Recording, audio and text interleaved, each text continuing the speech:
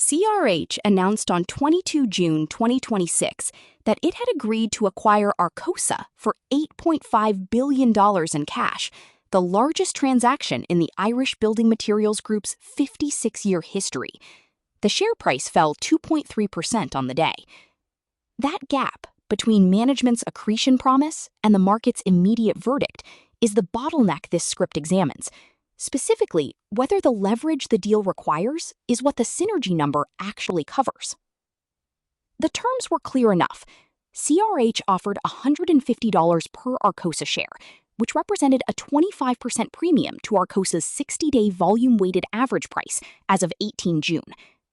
The deal valued Arcosa at 11.5 times its 2026 estimated adjusted EBITDA, once projected cost synergies of $175 million per year are included by year 3. Management said the transaction would be accretive to earnings, margins, and cash flow in the first 12 months after closing. Goodbody analyst Shane Carberry called the deal strategically compelling and described it as a clear positive for the equity story. Yet CRH shares, already down roughly 13% since the start of the year, fell a further 2.3% to $108.65 on the announcement day. That is not a modest relief. Investors who heard the same numbers and drew the opposite conclusion from Goodbody are not wrong by default. They are pricing a different variable. The variable is not the strategic logic. Nobody disputes that Aggregates capacity in fast-growing U.S. metropolitan areas has long-term value. The variable is what CRH gave up to acquire it at this moment, and whether the accretion claim survives the financing cost. The surface framing of the Arcosa deal is Aggregates: 109 quarries and yards, 9 asphalt plants, 19 terminals, and roughly 35 million tons of annual shipments across Texas, New Jersey, Arizona, Florida, and Tennessee. That is what most coverage led with. But Arcosa had 2 businesses, and the second is where the premium lives. Arcosa's engineered structures segment manufactures critical infrastructure products for the energy transmission market. Its clients include grid modernization programs, electrification projects, and the line that appeared in multiple analyst notes, data center construction. This is the segment whose utility structures division grew adjusted EBITDA by 21% in the first quarter of 2026. CRH CEO Jim Mintern explicitly flagged data center demand in his statement. The deal press release named data center construction alongside grid modernization and electrification as the megatrends supporting Arcosa's engineered structures book. That is not routine boilerplate.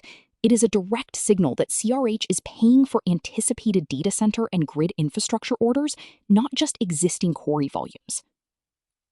The buried assumption the surface reading misses is this. Arcosa's stock had already gained 54% over the 12 months before CRH's bid. At $126.47, Arcosa was trading near its 52-week high on a $131 earnings beat before the deal was announced. Investing Pro flagged the stock as above fair value at that point. CRH's 10.4% premium to Arcosa's Thursday close before the deal leaked looks thin when the underlying was already pricing in the data center optionality. The market read the $150 offer and calculated that CRH paid the full strategic premium, then took on the integration risk to deliver it. CRH's deal communications contained a tension that became the main object of the market's reaction. Management said the offer implied a 25% premium to Arcosa's 60-day VWAP.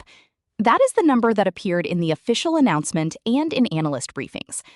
A separate calculation, using Arcosa's Thursday closing price before the announcement, produced a 10.4% premium. Both figures are arithmetically correct. They describe the same $150 offer relative to 2 different reference points, but they imply very different things about who captured value in this trade. A 25% premium to a 60-day average frames CRH as paying a meaningful premium for a quality asset.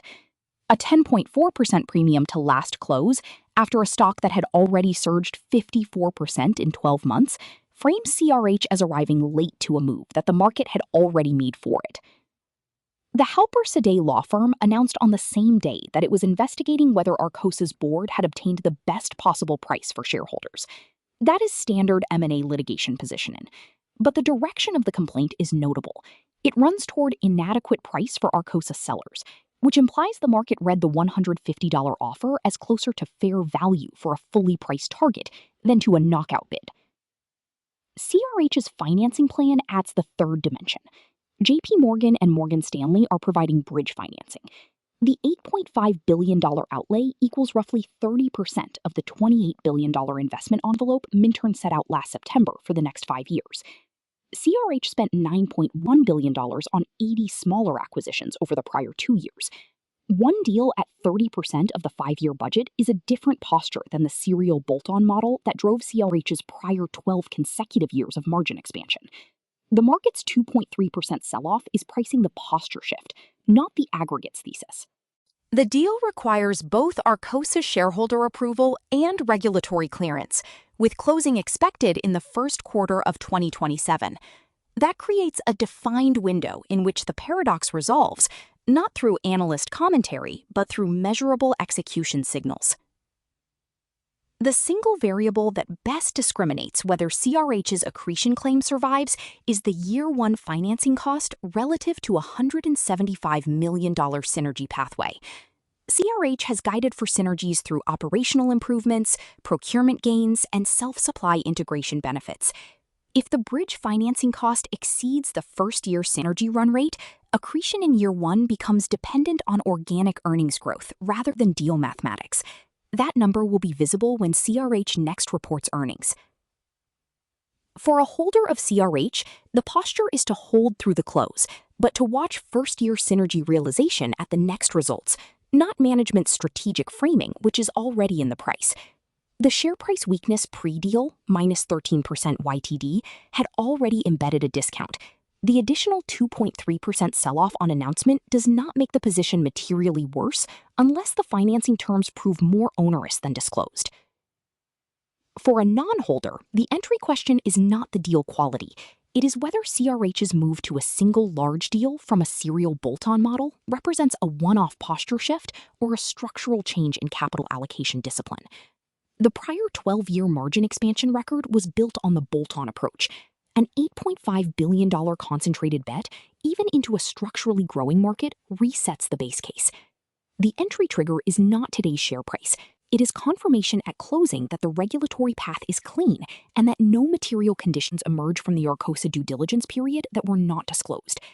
Any holder class legal development in the Arcosa shareholder process before the Q1 2027 close is the invalidation signal. Every day after the close, we publish a market wrap and key issue analysis.